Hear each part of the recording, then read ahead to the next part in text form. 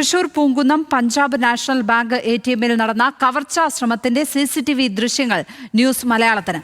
ഇന്ന് പുലർച്ചെ 4 മണിക്കാണ് സംഭവം. അലാറം മുഴങ്ങിയതോടെ മോഷ്ടാവ് ഓടി രക്ഷപ്പെടുകയായിരുന്നു. ദൃശ്യങ്ങളിലേക്ക്.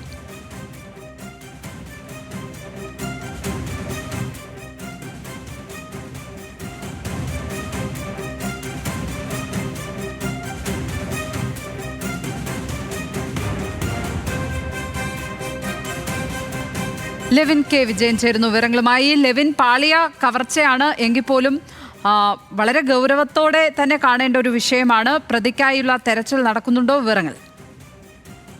ലക്ഷ്മി, പോലീസ് അന്വേഷണത്തിലാണ്. ഈ ദൃശ്യങ്ങൾ കേന്ദ്രീകരിച്ചുകൊണ്ടും പ്രതി എത്തിയെന്ന് കരുതുന്ന സംശയിക്കുന്ന വാഹനം കേന്ദ്രീകരിച്ചുകൊണ്ടുമുള്ള അന്വേഷണമാണ് പോലീസ് നടത്തിക്കൊണ്ടിരിക്കുന്നത്. ഇയാൾ കവർച്ചാ ശ്രമത്തിന് ശേഷം കടന്നുപോയ വഴികളിലെ CCTV ദൃശ്യങ്ങളടക്കം പരിശോധിക്കുകയാണ്.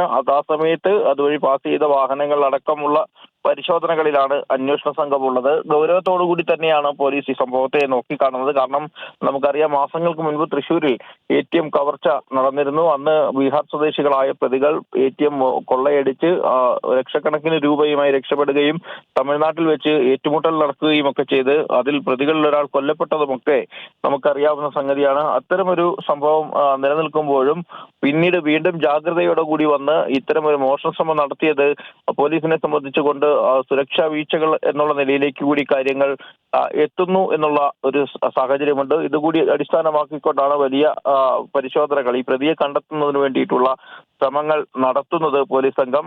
താരതമ്യേന നഗരത്തിൽ തന്നെ തിരക്ക് കുറഞ്ഞിട്ടുള്ള ഒരു ATM സെന്റർ കേന്ദ്രീകരിച്ചുകൊണ്ടാണ് ഈ മോഷണം നടന്നിട്ടുള്ളത്. കഴിഞ്ഞ ദിവസം രാത്രി 12:50 മോഷണം നടത്താനുള്ള ശ്രമം നടത്തിയത്. അലാറം അടിച്ചത് കൊണ്ട് മുംബൈയിൽ നിന്നുള്ള ഹെഡ് ഓഫീസിൽ നിന്നും പോലീസിനും ബാങ്ക് മാനേജർക്കുമൊക്കെ വിവരങ്ങൾ ലഭിച്ചതോടുകൂടിയാണ് ഇയാൾ മോഷണ ശ്രമം ഉപേക്ഷിച്ച് കടന്നു കളഞ്ഞത്. ലക്ഷ്മി. ലെവിൻ കെ വിജയനാണ് തൃശൂരിൽ നിന്ന് വിവരങ്ങൾ പങ്കുവച്ചപ്പോൾ.